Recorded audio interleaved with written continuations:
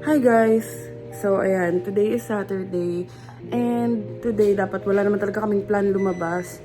Kaso ayun, naalala namin na aalis kami next week. Tapos, syempre Christmas ganyan, bibili lang kami ng pajama para matchi-matchi kami kahit papano. Naayos na namin yung mga labahin. Actually, hindi pa tapos, pero tapos na namin yun sa mga damit, yun sa mga bedsheets na lang. And then, kakain muna kami bago umalis. So, yan si Bianca.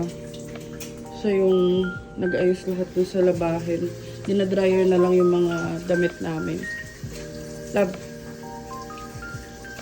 Tapos, ito yung kakainin namin. Chicken fillet. Ayun yung niluto ko nung nakaraan. Tapos dito kasi, pag nagluluto ako, madami na siya. So, ganito pag nagluluto kami. Ayan, maramihan. Tapos nilalagay na lang namin sa freezer. Para pag kakain kami, mabilisan na lang. So, ayun, ganun yung ginagawa namin. Lalo na pag mga fried lang naman, like mga chicken fillet, fish fillet. Sabay na namin siyang iprito.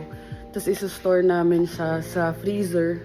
Para pag nagmamadali, ganyan, or may pasok, init-init na lang. Yan guys, kain muna kami.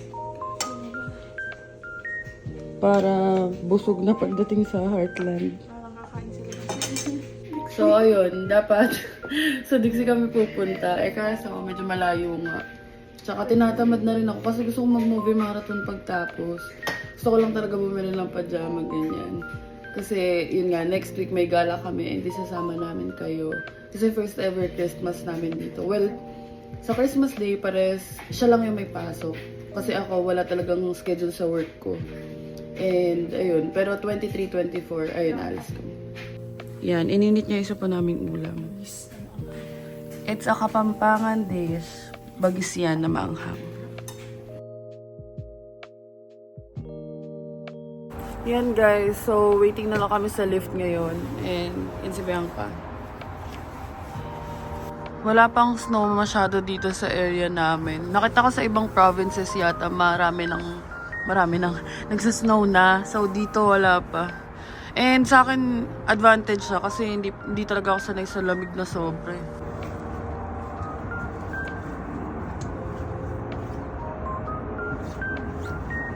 So, ayan na yung lift ride namin. And sa Heartland lang nga kami pupunta. Let's go! Kumakain pa.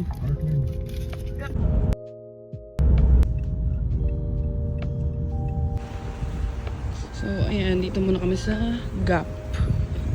So, ayun guys, ang next stop namin H&M. Ayun, kita naman. Punta pa lang kami. Ayan. Kasi wala kami nakita sa Gap. So, mag-check muna kami dito sa H&M. So, yan guys, ito yung napag-decidean namin. Ay, may dumi. Mag-turtleneck na lang kami na white. May ganyan din naman ako galing sa Old Navy. Tapos hanap na lang kami ng scarf na pang Christmas. Yan lang. So, ayun, ang gulo ng buhok ko. Babayad na kami, tapos mag-check na kami nung scarf na checkered. Love. Ayun guys, tapos na kami sa H&M. Balik kami uli ng Gap kasi magtitingin kami ng scarf.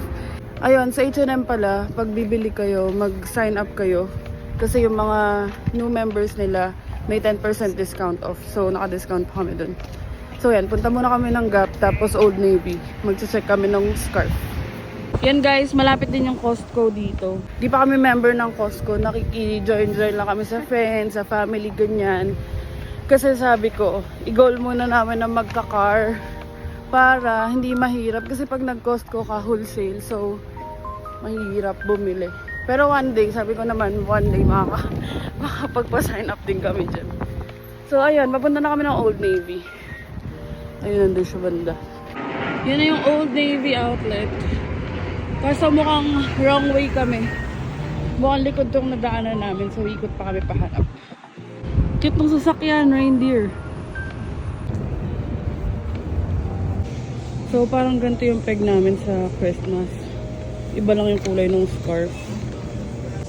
So, ayan guys, dito sa clearance area ng Old Navy, lahat ng plus size daw, $5 lang. So, tayo yung mag-treasure hunt. So ayun guys, ang ganda niya. Ganda. So, ito yung price. Diba? So, ayun guys, pauwi na kami. And, nakabili na kami ng scarf. Worth $5 lang. And, isa pa pala. May another news. Hindi na kami tutuloy dun sa gala namin next week. Kasi merong emergency or sudden change. Pero okay lang. Understandable naman. So, change of plans. Bale, titignan na lang namin kung anong ganap namin sa Christmas. So, ayun guys, we're home. And, ang gagawin na lang namin is manonood ng Netflix. Tapos, ayan, magtitiklop ng mga nilabhan.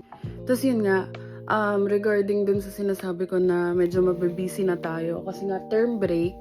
So, basically, kapag international student ka, merong isang term, which is 4 months. Tapos, ito kapag 2 years lang yung program kagaya nung sa akin. So, may isang 4 months na break. Tapos dun sa break na yon, bale pwede ka mag full time. So basically, right now hanggang April, kasi hanggang April, tapos May na uli yung resume namin sa classes, pwede ako mag full time. That's why parang hindi ko masyado ramdam yung sa bagong amendment na pwede na mag full time yung mga international students. Kaya ang hinuhope ko na lang is sana by end of April 2024, mag-extend sila so that makasama rin kami and ma-take advantage din namin yung pag-full time. Update lang pala kasi diba yun nga, naka-work from home ako ngayon. Tapos, nag-message ako dun sa director nung previous job ko, yung job ko bago ako nag-work from home. Tinanong ko kung hiring pa sila. Tapos yun, turns out na lenient naman sila sa schedule ko. So, ang magiging schedule ko niyan is 9 a.m. to 4 p.m. doon. Tapos, dito sa work from home, ang schedule ko is 5:30 to 9 p.m. So, everyday yon. Ang pahinga ko lang basically is Saturday. Pero yung Saturday, may work din ako ng 10 hanggang 1:30 p.m. So, basically, buong linggo talaga ako magtatrabaho simula December 27. Tapos, meron pang yung 9 to 4 kasi bale parang retraining yon.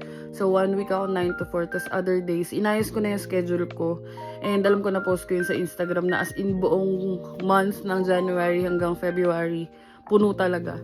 So ayun, para kasi sa mga international students, itong term break, ito yung money making time talaga or yung money making break namin. Kasi dito lang nga pwede mag full time. And as you all know, nung may classes nga kami, limited lang kami sa 20 hours. So I decided na i-take na rin yung opportunity. Actually, before ako nag-message dun sa director, nasa-stress din ako kasi kinompute ko yung hours ko sa work from home. And hindi niya talaga kaya i-cover. Yung una, hindi niya kaya i-cover yung 20 hours. So basically, parang mga 16 hours lang ako a week, which is sayang kasi yung 4 hours pwede siya ma-convert sa pera. Tapos, ngayong full-time naman, ang max na pwede kong makuhang shift sa kanila is 31 hours, which is kulang pa din. Kasi nga, dapat, kumbaga, ang full-time is nag-work ng 40 hours per week. So, ngayong dalawa na yung job ko, parang umaabot siya ng 46 to 49 hours a week na. Hindi ko pa alam kung kakayanin ko, pero wish me luck, sana kayanin. Ang ginagawa ko na lang motivation is, kumbaga, ito yung pinaka-time na makapag-save up ako ng medyo mas malaki rather than kapag may school ako. Ayun lang naman for today's video. Ayun nga yung sabi ko sa inyo, magtutupi na lang kami ng damit and manonood. Tapos bukas may work na si Bianca, ako nasa bahay lang. And ayun lang, that's it for today's video. And thank you so much for watching. Please like and follow our Facebook page, Adventures in Canada. And please subscribe na rin sa YouTube channel namin, which is Adventures 2021. So ayun lang, thank you so much for watching and see you on the next one!